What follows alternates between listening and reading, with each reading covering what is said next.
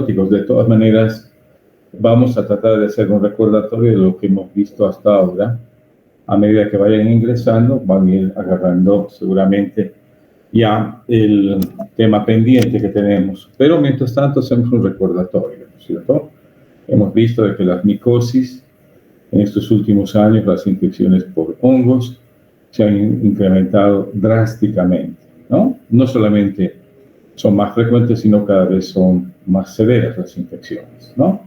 Esto se debe a muchos factores, ¿no ven? Avances en cirugía, tratamiento del cáncer, tratamiento inmunosupresor que hay para diferentes afecciones, en casos de trasplante de órganos, y también, obviamente, la terapia a veces sostenida con inmunosupresores en pacientes que son portadores de enfermedades críticas como el reumatismo, por ejemplo, ¿ya? Entonces el desafío está planteado y por lo tanto los antimicóticos son medicamentos que tienen que ser utilizados como un recurso para manejar estas infecciones, ¿no? Y en estos hay tres categorías, ¿ya? Uno son los medicamentos sistémicos para infecciones generalizadas o sistémicas. Luego hay otro grupo de medicamentos sistémicos orales para infecciones mucocutáneas. Y un tercer grupo que son fármacos tópicos para afecciones mucocutáneas, ¿ya? En el primer grupo vamos a ver la anfotericina B, la flucitocina y los compuestos azólicos, las equinocandinas, etc. Y en los fármacos de uso sistémico para afecciones mucocutáneas están dos, la glicofulmina y la terminafina. Y finalmente, entre los antimicóticos tópicos tenemos la nistatina, clotrimazol y algunos otros derivados, ¿ya? En general, nosotros vamos a ver los antimicóticos, casi todos están disponibles con un efecto muy definido, o actúan sobre la membrana o componente de la pared celular, afectan la permeabilidad, afectan la síntesis de ácidos nucleicos, afectan la función de los microtúbulos o afectan el uso mitótico, ¿no? Esto en general. Ya cuando vemos la clasificación de fármacos incluidos, aquí tenemos entre los antimicóticos sistémicos, hemos ya mencionado hace un momento, anfotericina, flucitocina, los compuestos azólicos clasificados en triazólicos e imidazólicos, ¿verdad? Luego tenemos las equinocandinas, que son tres fármacos, tres componentes de uso predominantemente intravenoso, ¿ya? Luego tenemos el segundo grupo, que son los antimicóticos sistémicos para infecciones mucocutáneas, donde hemos dicho la glicofulmina y la terminafina son los dos representantes. Finalmente, el tratamiento antimicótico tópico, que está compuesto por nistatina y otros compuestos como las alilaminas tópicas y los azólicos tópicos también. Ya, en el primer grupo de antimicóticos sistémicos para infecciones sistémicas está la anfotericina B. Este es un macrolído poliénico muy utilizado, todavía vigente, a pesar de que tiene muchos años de uso. Las suspensiones clásicas eran las suspensiones coloidales, ¿ya? Muy bajo, digamos, muy utilizadas, pero con una toxicidad muy peligrosa cuando se elevaba la dosis. Y ahora actualmente las formulaciones lipídicas, ¿no? Que estas tienen alto costo, pero han devuelto un poco a la anfotericina B el margen de seguridad que necesitaba para ser un fármaco eficaz, ¿ya? En general, la anfotericina B es un fármaco que se administra solo por vía parenteral, se une un 90% a las proteínas séricas, ¿ya? Es de amplia distribución, excepto en el líquido cefalorraquídeo, donde penetra muy mal, ¿ya? Y se degrada por vía hepática y se elimina por vía urinaria, ¿ya?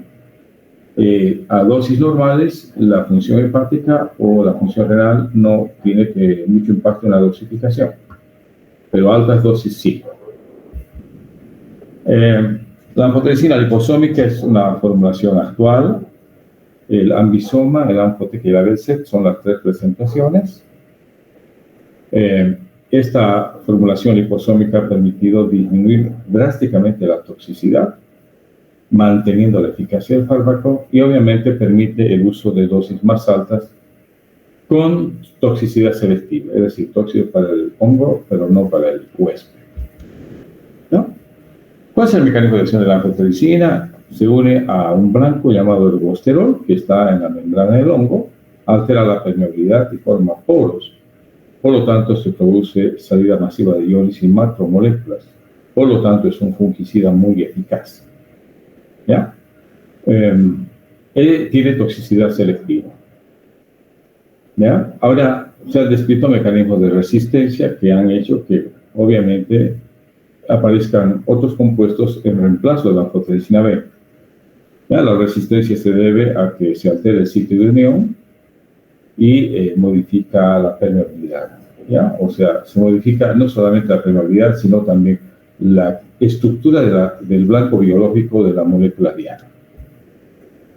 ¿Ya? La anfotericina B es un espectacular antimicótico de amplio espectro. ¿Ya? Ataca levaduras como la cándida y albicans y Cryptococcus neoformans. También tiene un buen espectro de acción en los agentes responsables de las micosis endémicas, como el histoplasma capsulatum, el blastomyces, dermatitidis y el coccidioides nippis.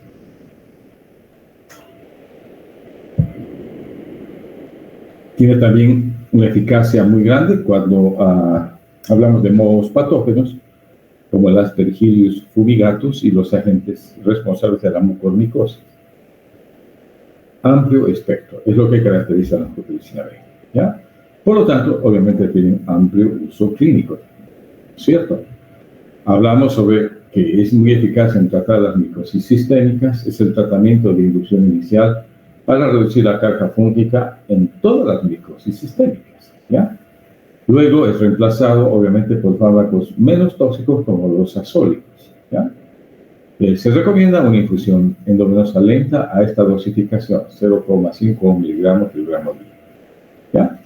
Entonces, cuando hablamos de inmunodeprimidos, también es el tratamiento de inducción inicial de elección, especialmente cuando estos son portadores de neumonía o meningitis criptocócica, ¿ya? Y también en infecciones por histoplasma o coccidioidomicosis, que es una infección sistémica. También, tópicamente, la anfotericina B ha mostrado eficacia en las úlceras corneales y queratitis, y también en las artritis micóticas, donde se aplica inyecciones intraarticulares, ¿ya? Es también eficaz, se ha descrito utilidad en las candidulias a través de administrar anfotericina con irrigación. ¿Ya? Y aquí están los efectos adversos. Esto ha limitado quizás el uso de las formulaciones coloidales. Hay una toxicidad relacionada con infusión, que se caracteriza por fiebre, escalofríos, espasmos, vómito, baja de presión, etc. Esto es cuando la infusión es a dosis convencionales, ¿ya? Pero cuando se habla de un daño renal, hay una toxicidad llamada acumulativa. Y esta es la que hay que tratar de evitar, ¿no? Es lesión tubular irreversible y disfunción renal cuando se administra la anfotericina, sobre todo a dosis muy altas, superiores a 4 gramos. Muy bien. El segundo fármaco sistémico es la flucitosina. Este es un fármaco análogo de la pirimidina. Se creía que era un antineoplásico, pero terminó siendo un antimicótico potente, ¿ya? Está relacionado con este compuesto llamado 5-fluorouracilo. ¿Cuál es la farmacocinética de este compuesto? Muy eficaz, con buena absorción oral. Este sí se absorbe por vía oral. Tiene un espectro más estrecho que el anterior. La dosis que se administra es de 100 miligramos por gramo día, ¿ya? Tiene muy buena distribución y buena penetración al líquido cefalorraquídeo, la vida media es de 3 a 4 horas, y se excreta por filtración glomerular, ¿ya? Tiene un mecanismo de acción sui generis, ¿ya? Es interesante. Se metamorfosea este fármaco dentro del hongo. Se administra como flucitosina, es captado por la célula micótica a través de una enzima, la citosina permeasa, y dentro de la célula micótica, ¿ya? No conforme con esto, se vuelve a transformar en dos compuestos adicionales: la 5-fluorodesoxyuridina monofosfato y el trifosfato de fluoridina, ¿ya? El primero inhibe la síntesis de DNA y el segundo inhibe la síntesis de DNA. Por lo tanto, son también estaminofungicidas muy eficaces. ¿Ya? No debe utilizarse solo si puede tener una acción sinérgica cuando se combina con la anfotericina B y los compuestos azólicos. ¿Ya? ¿Cuál es el uso clínico de la flucitosina? Es muy eficaz en infecciones por Cryptococcus neoformans, Candida y mohos de la cromoblastomicosis. ¿Ya? Actualmente, en la meningitis criptocócica se utiliza como un tratamiento eficaz cuando se combina con anfotericina B. ¿Ya? Y cuando se asocia a la flucitosina con el itraconazol, se logra un buen resultado en el tratamiento de la cromoblastomicosis. ¿Listo? Pero como monoterapia es de acción, como te digo, tiene un espectro muy estrecho y no es recomendable su uso porque rápidamente se desarrolla resistencia. ¿Bien? Aquí está. La resistencia se establece cuando se utiliza solo la flucitosina. ¿Hay efectos adversos? Sí, tiene muchos efectos adversos. Tiene acción sobre la flora intestinal y actividad tóxica en la médula ósea. La médula ósea da anemia, leucopenia y trombocitopenia, que son las más frecuentes. ¿Ya? Se metaboliza a nivel hepático, por lo tanto, la disfunción hepática puede establecerse también, pero esta disfunción es temporal, es reversible. Y la enterocolitis tóxica es otra complicación más rara, pero sí posible. Muy bien, y aquí habíamos quedado, ¿no es cierto? Y aquí enganchamos ya con la parte que corresponde, la segunda parte de nuestra exposición. Compuestos azólicos, ¿ya? Los compuestos azólicos, hemos dicho, son compuestos sintéticos, y estos compuestos azólicos, que son también fármacos sistémicos para infecciones sistémicas, se dividen en dos grandes grupos, ¿ya? Los imidazoles y los triazoles. Entre los imidazoles tenemos el ketoconazol o cetoconazol, también van a encontrar ustedes escrito así en otros libros, el miconazol, el clotrimazol, el econazol, el butoconazol y el oxiconazol. Muchos de estos, por su toxicidad, solo se usan por vía tópica. En cambio, los triazólicos sí son de uso sistémico, ¿tá? Entre los cuales están el itraconazol, el fluconazol, el boriconazol, el terconazol, el isabuconazol y el posaconazol. Ya que tienen en común este núcleo azólico donde los reemplazos pueden dar los diferentes fármacos, reemplazos en diferentes posiciones de carbono y sustituciones de átomos de nitrógeno, dan como resultado variantes como los descritos en esta lista que ven ustedes como triazólicos. ¿Cuál es el mecanismo de acción de todos los compuestos azólicos? ¿Ya? Estos inhiben la citocromo P450 del hongo, ¿ya? Por lo tanto, al inhibir esta enzima, inhiben la síntesis de ergosterol, ¿ya? Ahora, en general, son más afines a la citocromo P450 del hongo más que a la del hígado humano, ¿ya? Esto es una particularidad sobre todo de los triazoles, porque estos sí se utilizan todavía de manera sistémica.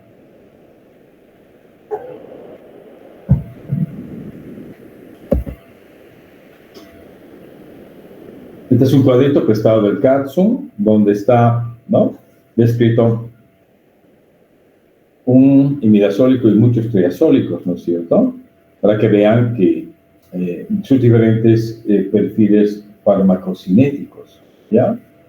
Por ejemplo, el ketoconazol es un fármaco que no se utiliza por vía sistémica, solo se utiliza por vía tópica. Es un imidazólico que tiene muchas interacciones medicamentosas, por lo tanto, solo es de uso tópico como antifúngico, aunque sigue siendo un eficaz fármaco antagonista de los glucocorticoides y mineralocorticoides, ¿no?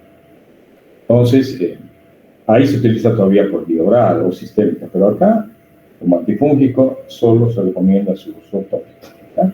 En cambio, el resto sí, con fármacos triazólicos que tienen diferentes vidas medias. Fíjense el itraconazol, de una vida media de 24 a 42 horas, el fluconazol de 22 a 31. El que tiene vida media más corta es el voriconazol, 6 horas apenas. Y el que tiene vida media más larga es isavuconazol, que es de 132 horas. ¿Ya? Todas se administran por vía oral e intravenosa. Todos los triazólicos sistémicos. ¿Ya? Fíjate, también todos se eliminan por vía hepática, excepto el fluconazol, que tiene una eliminación predominantemente renal. Muy bien. El problema es de que la resistencia es creciente, se han reportado múltiples mecanismos y cada vez, ¿no? Por su uso frecuente, esta es mayormente reportada, digamos, en todos los estudios micológicos y cultivos que se hacen, ¿ya? Y esta resistencia tiene un punto negativo, que es una resistencia cruzada en todos los compuestos, ¿no? Entonces, ¿cuáles son los factores, digamos, responsables de esta resistencia? Hemos dicho, ¿no? El uso masivo, la prescripción irracional, la venta libre, ¿no? Y los tratamientos incompletos. Esto genera resistencia.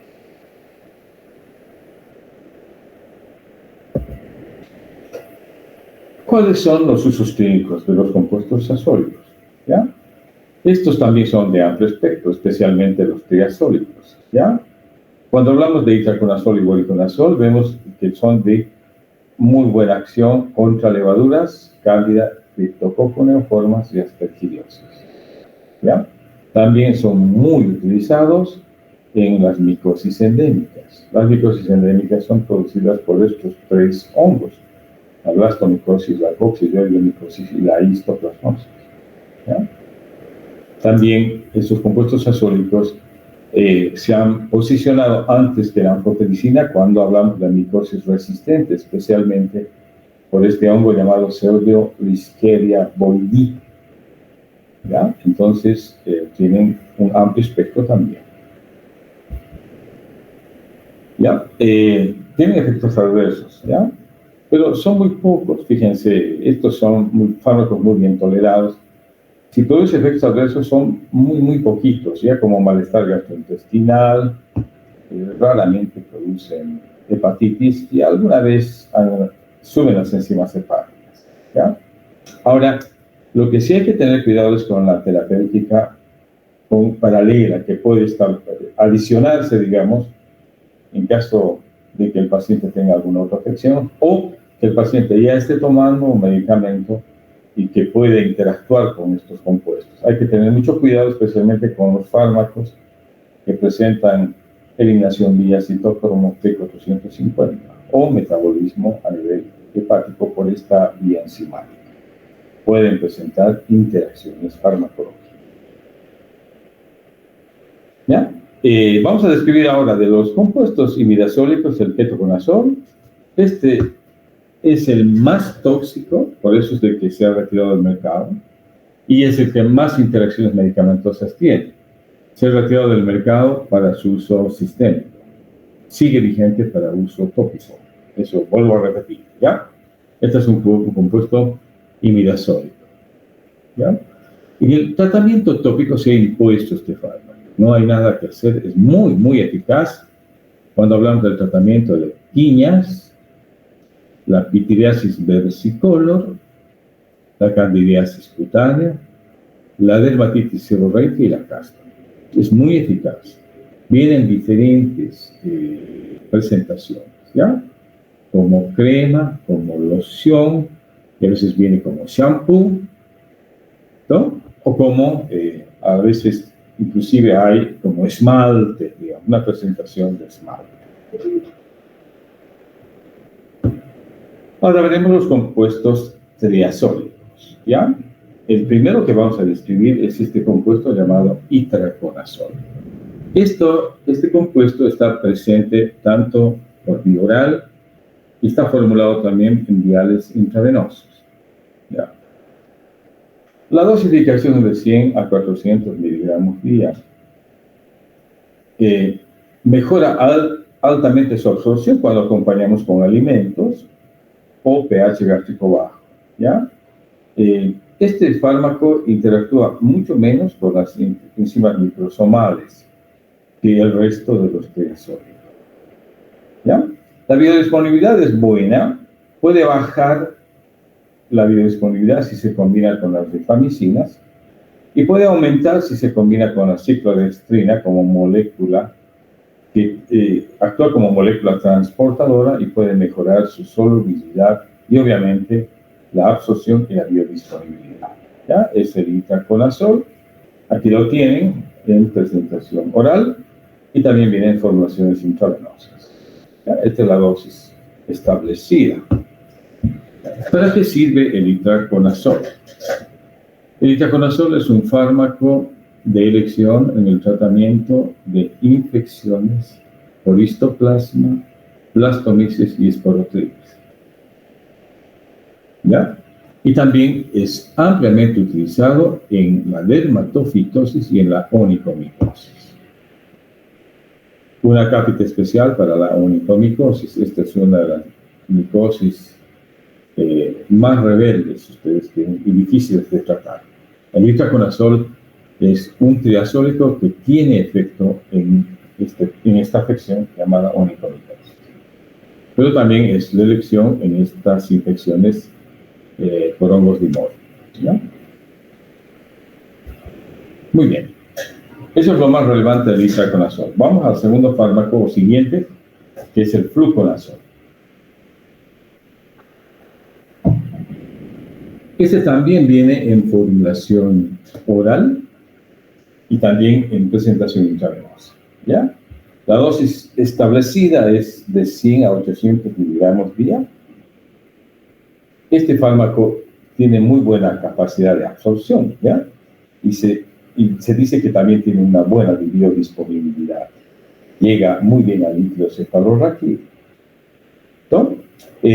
Este es, de todos los triazólicos, es el que tiene el índice terapéutico más amplio.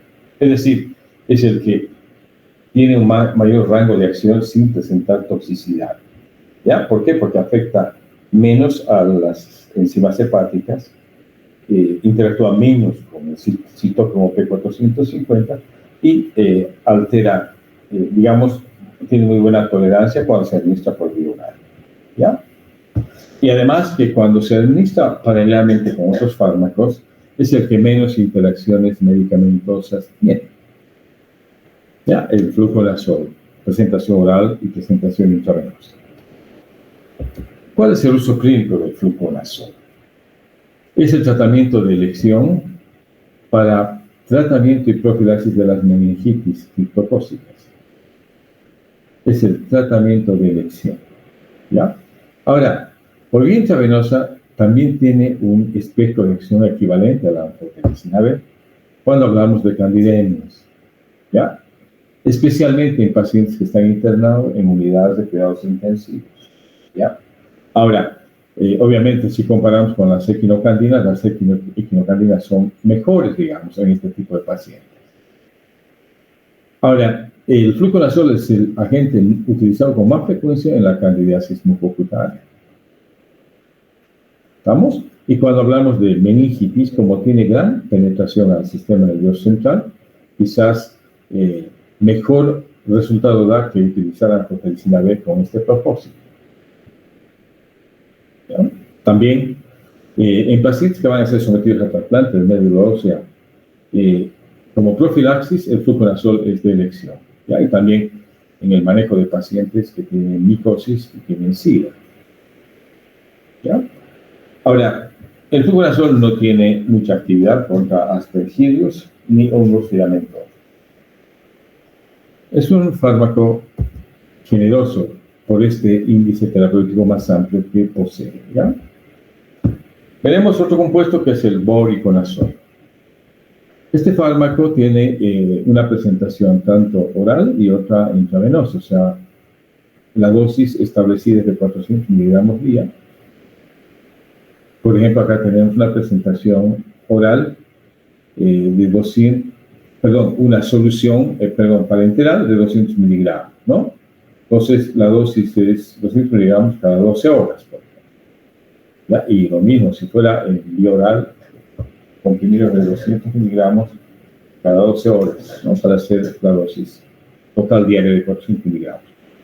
Muy buena absorción por vía oral, tiene una gran biodisponibilidad porque no tiene gran unión a proteínas. En comparación al itraconazol, se une menos a proteínas que este compuesto, pero sí tiene un metabolismo muy alta y predominantemente hepático, ¿ya? Por lo tanto, hay alta interacción con el CYP3A4. Hemos dicho que este sistema enzimático es el responsable del más del 50% del metabolismo de fármacos. Por lo tanto, hay que tener mucho cuidado cuando utilizamos concomitantemente con fármacos, por ejemplo, como la ciclosporina, el tacrolimus y las estatinas, sobre todo, ¿no? Los inhibidores de la hidroximetilglutaril coenzima reductasa. Ya hay mucha interacción medicamentosa por la interacción con este sistema enzimático. Voriconazol. Toxicidad, ¿ya? Sí, aquí está antes que el uso clínico, ¿no? Va a encontrar esto. ¿Por qué razón? Porque sí tiene tema de toxicidad y esto puede limitar su uso. Hay que tener mucho cuidado. Lo menos que produce es un exantema, ¿no? Pero también hay que vigilar las enzimas hepáticas. Ahora, hay que tener mucho cuidado con los trastornos visuales, ¿ya? El 30% de pacientes puede presentar visión borrosa y alteraciones de visión en color. Esto después de una dosis intravenosa. ¿Ya? Ahora, cuando se administra crónicamente puede producir dermatitis por fotosensibilidad y también cáncer cutáneo. ¿Ya? Y es raro esto, ¿no? La mancha o fluorosis de los dientes. Esto se da en algunos pacientes que reciben terapias crónicas. Entonces hay que tener mucho cuidado. A veces es necesario hacer una evaluación oftalmológica antes de empezar el tratamiento con el voriconazol. ¿Ya? Ahora veremos los usos clínicos. Muy similar al anterior, ¿ya? Hemos dicho, espectro de acción, excelente para cándida. Y es el tratamiento de elección para aspergillosis invasora y mohos ambientales, ¿ya? Esto sí hay que subrayar. Voriconazol. Ahora, vamos a hacer un paréntesis y vamos a hablar de este hongo que está dando que hablar en el mundo, ¿ya? Se ha identificado este hongo como la Candida auris, ¿ya? Un patógeno emergente multidrogoresistente, ¿no? Tiene ese nombre. Ya el nombre y la presentación son temibles, ¿no? Es decir, pareciera que este es malito ya desde su origen, ¿no? Y es así. ¿Por qué razón esta Candida auris es un patógeno que está dando mucho que hablar? Porque es responsable de infecciones graves, ¿ya? Como una candidemia y afecciones invasivas. Han habido brotes en hospitales en todo el mundo, ¿ya? Sudamérica, Sudáfrica, sur de Asia, el Reino Unido, Estados Unidos. Y lo malo es de que este microorganismo, una vez que aparece, suele persistir en el medio ambiente y los pacientes pueden volverse portadores inclusive hasta por vida, ¿no? Y esto dificulta obviamente la contención de los brotes, ¿ya?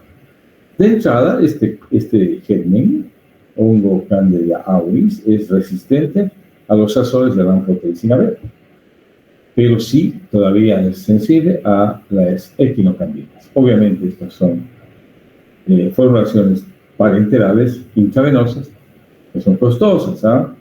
Pero es el único recurso, digamos, para combatir este hongo llamado Candida auris. Aunque también ha empezado a aparecer ya cepas resistentes a las equinocandinas, ¿ah? Y esto obviamente es un peligro. Muy bien, el posaconazol. Vamos a ver el otro triazólico. Este viene también en presentación oral y presentación intravenosa, ¿ya? La dosis es mayor, 800 miligramos día, que puede dividirse en 3 a 4 tomas. Este posaconazol puede absorberse mejor cuando comemos alimentos grasos, cuando se recomienda alimentación, comidas grasas. Ya se distribuyen muy bien los tejidos. Ahora, para quizás achicar un poco o dar menos frecuentemente, digamos, hay preparaciones intravenosas que son goteos cortos, digamos, o microgoteos, y tabletas de acción sostenida, ¿no? Lo que puede mejorar un poco la frecuencia de dosificación.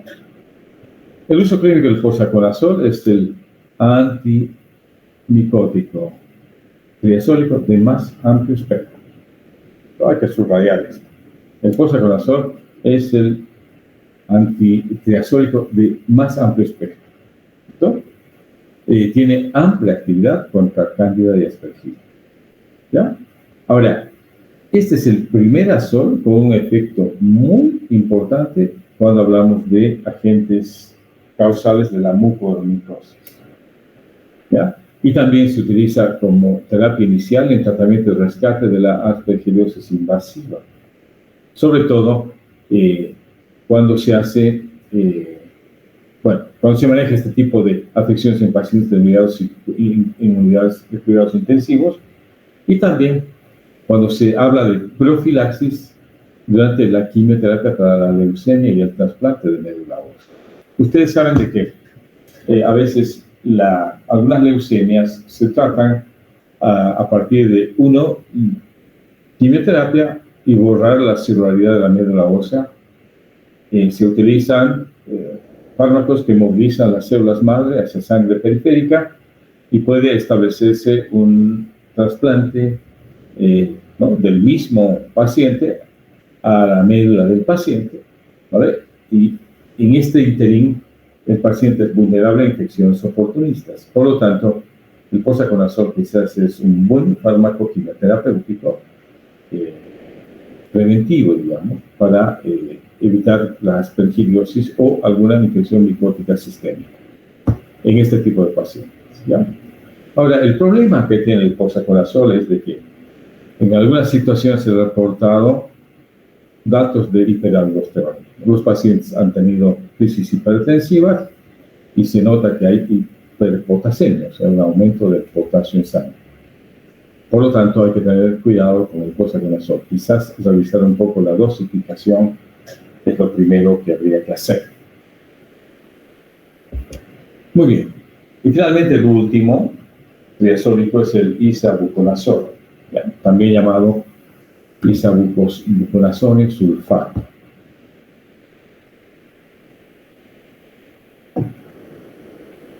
Este es un profármaco, el último que está vigente, digamos, que ha salido al mercado y es soluble en agua. Es también un triazólico de presentación oral y formulación intravenosa. La dosis de carga está establecida acá. Quizás este es uno de los pocos que necesita dosis de carga, para darse cuenta. 2 días se utiliza, cada 8 horas, 372 miligramos. Luego, se baja la dosis a una sola, es decir, a 372 miligramos día, pero única dosis en el día, ¿no? Y se hace un tratamiento continuado por 10 a 14 días. Ya dependiendo, obviamente, de la afección que estemos tratando, ¿no? Una situación es que se puede dar con o sin alimentos. No influye la alimentación en su absorción. Miren, el espectro de acción del isavuconazol es similar al posaconazol, es decir, a ese fármaco de amplio espectro que habíamos mencionado, ¿no ves? Y tiene muy buena actividad cuando tratamos la mucormicosis y las aspergillosis invasivas, ¿ya? Y tiene una mejor tolerancia que el voriconazol. Mucho cuidado si utilizamos en pacientes con SIDA y estos están recibiendo tratamiento antiviral, ¿ya? Puede presentar interacciones con el ritonavir y también algunos pacientes que están recibiendo rifampicina. Hay que tener mucho cuidado, ¿ya? Puede actuar la rifampicina como un inductor aumentando mucho la concentración del isavuconazol y, lógicamente, producir toxicidad. Muy bien, hasta acá los compuestos azólicos, hemos hablado de uridazoles y triazoles, ¿no es cierto? Ahora vamos a ver los últimos fármacos sistémicos para infecciones sistémicas. Y aquí están las equinocandinas, ¿ya? Estos son nuevos agentes antimicóticos, ¿ya? Son llamados péptidos cíclicos, que están entrelazados con un ácido graso de cadena larga. Esta es la presentación química. Ya son 3 equinocandinas que están actualmente vigentes en el mercado. Son la caspofungina, la amikafungina y la anidulafungina. Todas disponibles en formulación intravenosa, ¿ya? Estos son fármacos muy activos contra Candida aspergillus, ¿ya? Pero no actúan contra Cryptococcus ni agentes causantes de la ziggomicosis o la mucormicosis. Hemos dicho, la efectividad de las equinocandinas es reconocida porque son fármacos de, ¿no?, recursos, pueden ser un recurso muy importante en el manejo de las candidemias y de las infecciones por aspergillus. Muy bien. ¿Cuál es la farmacodinámica, el mecanismo de acción de las equinocandinas? ¿Ya? Estas actúan sobre la pared micótica. ¿Qué es lo que hacen? Inhiben la síntesis de glucanos beta, ¿ya? Cuando se altera esta síntesis, se fragmenta la pared y obviamente se establece la muerte del hongo. Son fungicidas muy eficaces, ¿ya? Aquí tienen ustedes en el gráfico la estructura de la pared del hongo, ¿ya? Y obviamente cuando se inhibe la síntesis de glucanos beta, esta pared es muy endeble y se fragmenta con facilidad, ¿ya? Produciéndose la lisis del hongo. Equinocandinas. ¿Ya? Vamos a ver un poco las características individuales. Ya hemos dicho, todas vienen en formulación intravenosa. La primera que vamos a analizar es la caspofungina. Esta tiene una dosis de carga de 70 miligramos y se puede bajar un poco la dosis en los siguientes días con una dosis diaria de 50 miligramos. ¿Ya? La vida media, esta es la equinocandina de menor vida media, de 9 a 11 horas, y que, bueno, es bien tolerada y se elimina por vía renal y por vía digestiva, ¿ya? El segundo compuesto es la amikafungina. Este tiene un poquito más de vida media, fíjense, de 11 a 15 horas. Y de acuerdo a la patología, puede utilizar diferentes dosificaciones, ¿ya? Por ejemplo, para la candidiasis esofágica, la dosis diaria es 150 miligramos. Baja un poco a 100 miligramos cuando hablamos de tratamiento de la candidemia, y esto es para el tratamiento. Cuando hablamos de profilaxis del uso de la amikafungina para candidiasis, hablamos de una dosis diaria de 50 miligramos, que es la mitad de dosis. La tercera equinocandina es la anidulafungina. Este es un fármaco que tiene una vida media mayor, es de todas las equinocandinas de la mayor vida media, tiene 24 a 48 horas, y también es muy eficaz en la candidiasis esofágica, ¿ya? El esquema de dosificación es de 100 miligramos el primer día y los 14 días siguientes 50 miligramos diarios. ¿Ya? En la candidemia se duplica la dosis, hay una dosis de carga y luego se baja a la mitad el resto de los 14 días. ¿Ya? Y el mecanismo de acción otra vez lo explicamos acá abajo en un gráfico, ¿no?, que inhibe la síntesis de glucano, se fragmenta la pared, se produce la muerte del hongo o el efecto fungicida se hace evidente. ¿Ya? Miren, estos compuestos de formulación intravenosa son bien tolerados, ¿ya? Y obviamente tienen usos clínicos también bien definidos. El primero, o la primera, que es la caspofungina, se utiliza en infecciones diseminadas o infecciones mucocutáneas producidas por cándida. La primera indicación. Luego, es el tratamiento empírico de, digamos, de elección cuando hablamos de neutropenia febril. ¿ya? Especialmente en pacientes que estamos tratando con quimioterapia. A veces estos desarrollan este rasgo que es peligroso, ¿ya? Cuando bajan los electrófilos y hay fiebre, significa que hay una infección en curso. Y a veces esto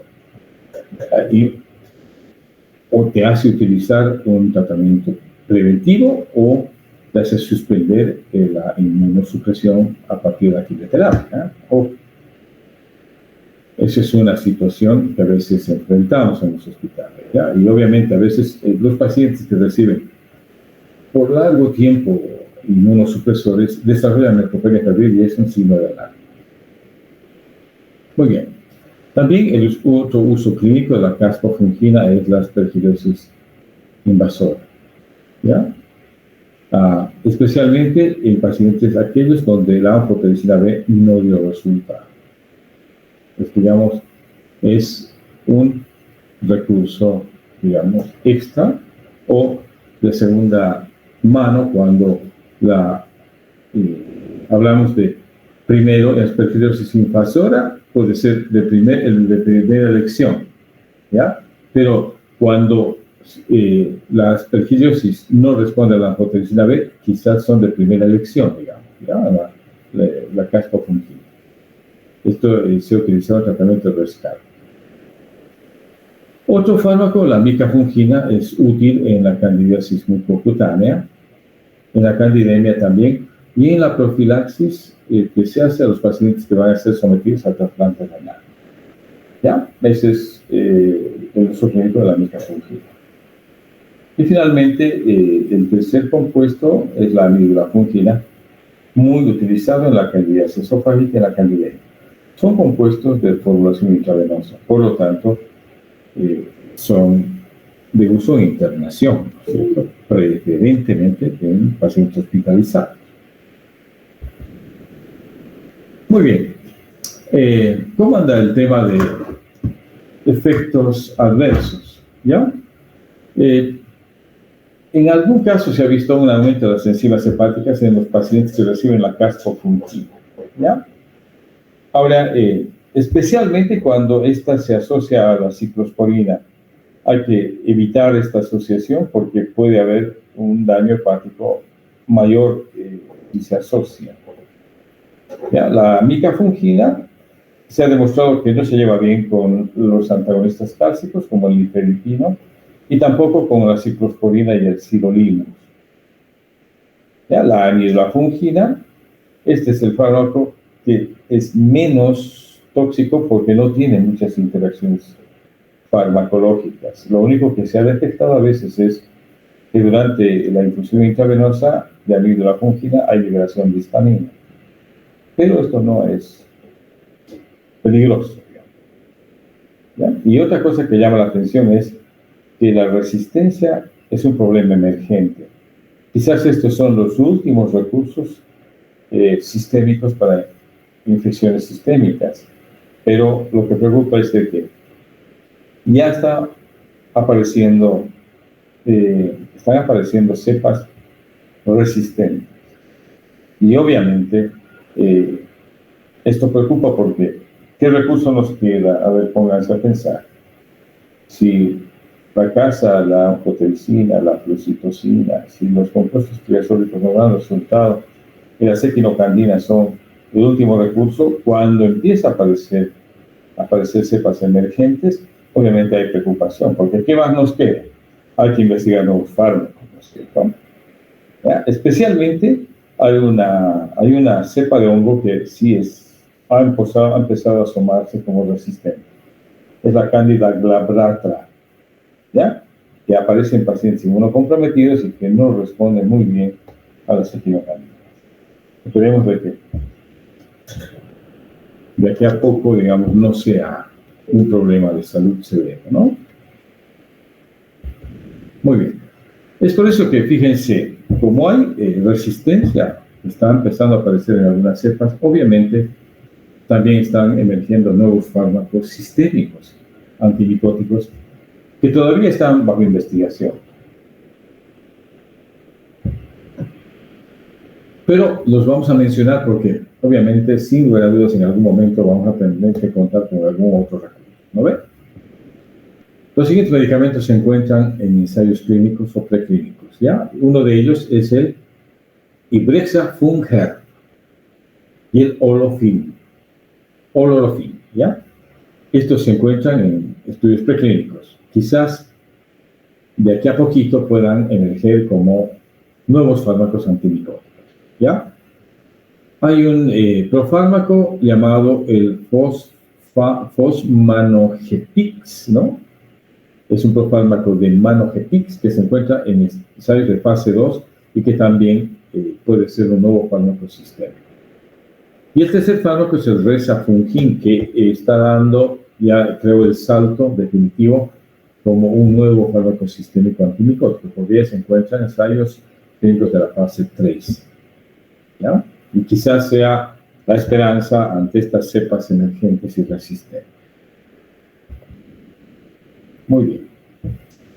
Veamos ahora antimicóticos sistémicos para infecciones mucocutáneas. ¿Ya? Aquí hay dos fármacos que vamos a tocar o estudiar. ¿Ya? Uno de ellos es la gliciofulvina y el otro es la terbinafina.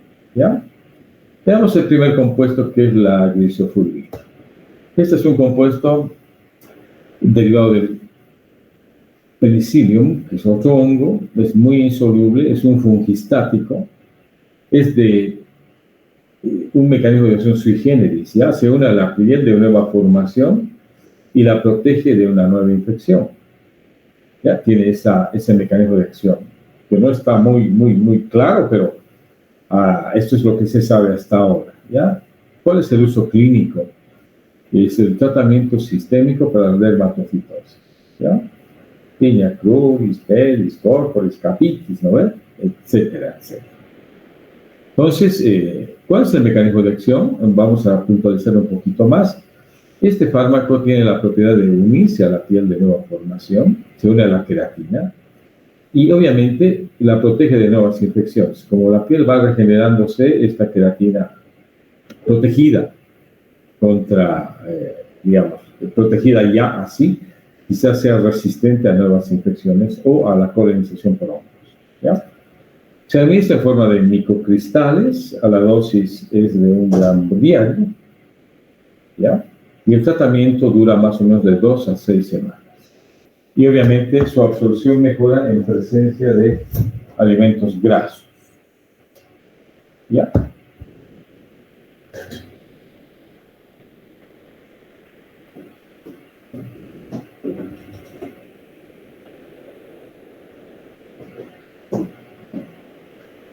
Muy bien, seguimos.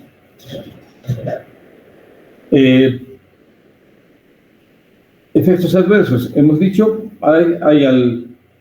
es un fármaco muy utilizado para el tratamiento sistémico de todas las dermatofitosis, ¿no? Y por lo tanto, a veces se ha observado como efecto adverso el síndrome alérgico y algunas reacciones cutáneas, ¿no?